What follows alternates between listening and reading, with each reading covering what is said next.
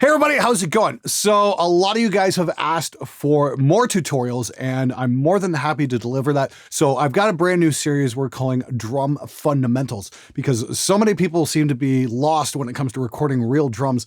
We're gonna do some real basic stuff over the next few weeks. And in this episode, we're gonna take a look at close mics versus overheads versus room mics, just what kind of sounds they make and what happens when you combine them. And then as the show progresses, we're gonna start doing mixing and that kind of thing. Anyway, this is my very first tutorial that's ever been sponsored, and today's sponsor is Audio Assault, and they've got this amazing $5 plugin sale going on today and tomorrow. The sale ends January 2nd. Honestly, it is the best plugin deal I have seen since Black Friday. It's absolutely unbelievable. I got more details on that coming up in a few minutes. Anyway, let's get to the tutorial.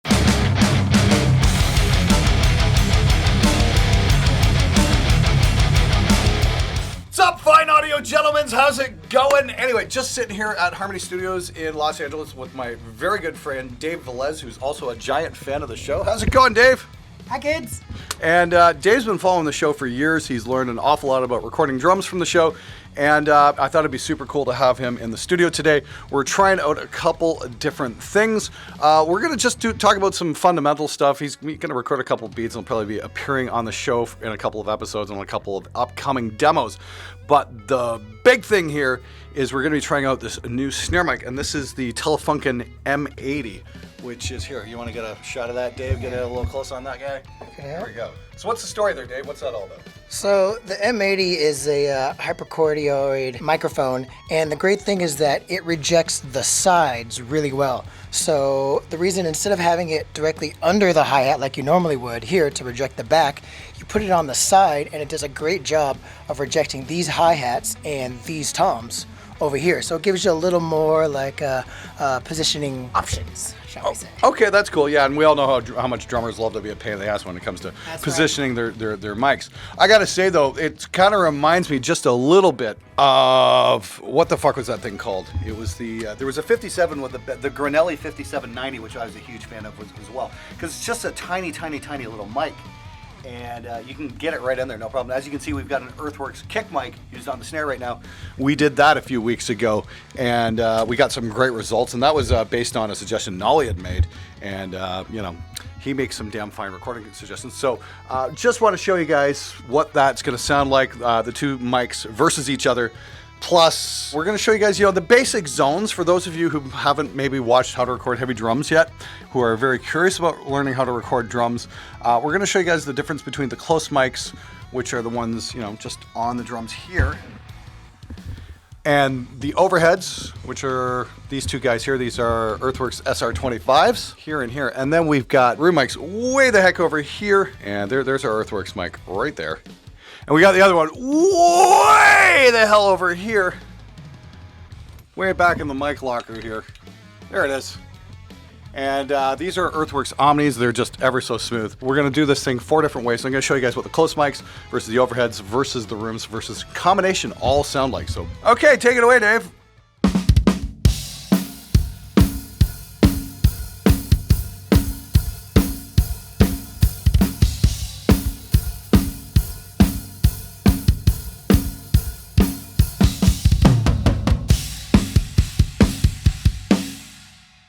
By the way, love the shirt. This is hysterical.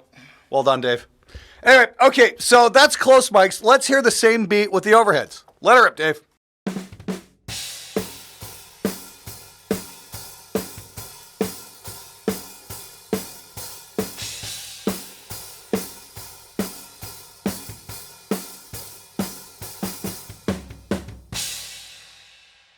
Okay, let's do the same thing this time with the room mics.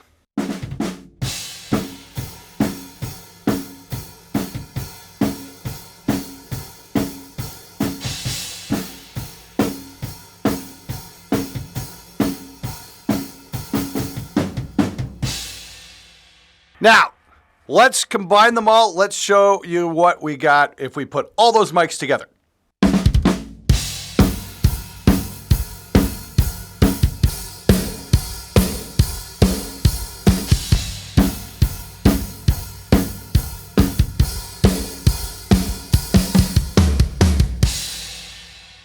All right, everybody, this drum tutorial is brought to you by Audio Assault. These guys are plugin manufacturers, and they've got a 2-day sale going on right now where all their plugins are $5. This is just crazy. Normally their stuff's going for 50, 60, 70 bucks, whatever. Everything's going for $5 today and tomorrow. And if you use the code XMAS, you can get 2 plugins for $5.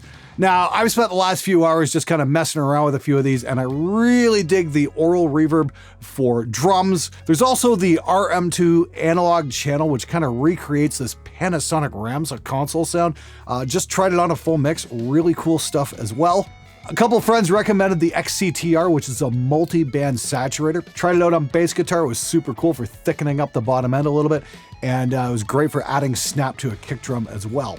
And of course, they've got amp sims like the Dominator and the Hellbeast at $5 each. You just really can't go wrong. These are super cool plugins, definitely worth checking out. Follow the link in the description below. Anyway, let's get back to the tutorial. Now, the other thing is how much the snare mic can affect the sound of the drums. So yeah, we're gonna try out the 2 different snare mics, one's versus the other. You wanna give us some rolls there, Dave? Sure.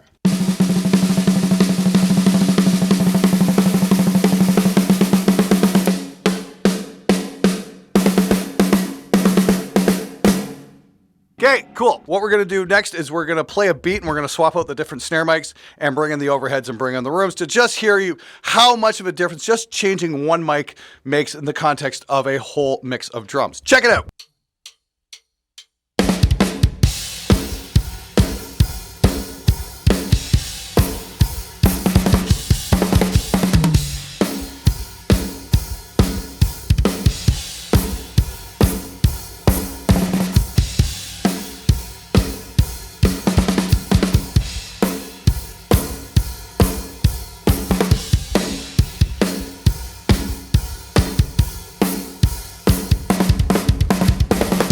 Okay, so we did take another shot for a conclusion and wrap up of this video, but unfortunately the audio kind of shit the bed there, so here I am back in Canada doing a recap. Anyway, I hope you guys found the video useful. Just wanted to take a really quick look at what the difference is between close mics, overheads, and rooms, and what happens when you combine them and all that kind of stuff.